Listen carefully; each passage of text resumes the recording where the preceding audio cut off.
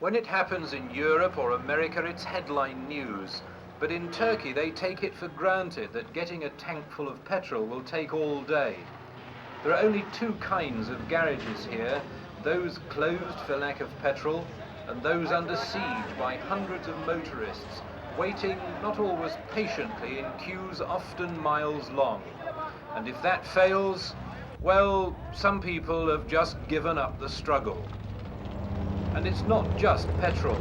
There's no point at all in queuing for some things that we regard as basic essentials. The shops are stocked, but it's all local stuff. There's no coffee or sugar or decent cigarettes, or for example, light bulbs, or indeed anything that has to be imported. The problem is that Turkey, quite simply, is broke. 3 years ago it was booming with one of the highest sustained growth rates in the world. Now its trade gap is one of those figures so astronomical as to be meaningless to most people.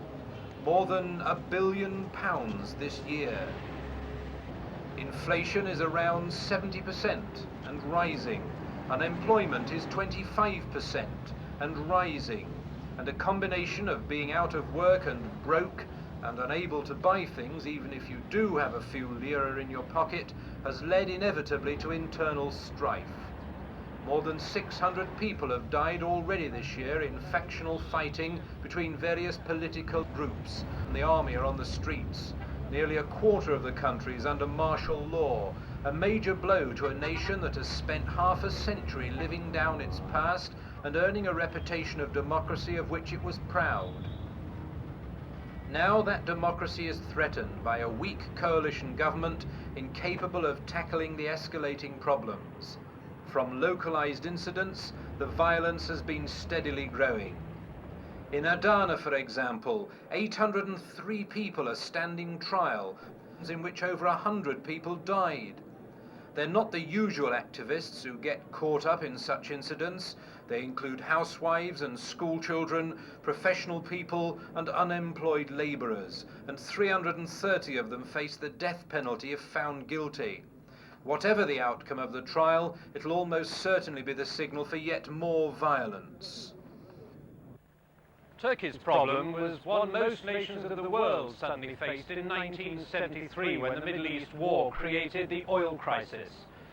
It's just that Turkey failed miserably to cope with it. While the world was in recession, Turkey turned a blind eye to reality. And when reality caught up, it started borrowing to forestall economic collapse. And now it's sliding rapidly into bankruptcy and political chaos.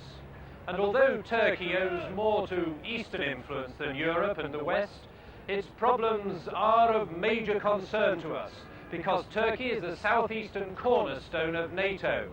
If Turkey collapses, there's a major unpluggable hole in NATO's defences. It's Turkey's strategic importance that may save her. Standing as she does at the crossroads between Asia and Europe, Turkey is necessary to the Western powers and coveted by the Russians, whose ships must pass through the Bosporus en route from the Black Sea to the Mediterranean and beyond. And so Turkey's allies, out of necessity rather than desire, are preparing to try and bail her out, accepting that they may have left it too late. This is Keith Graves in Istanbul.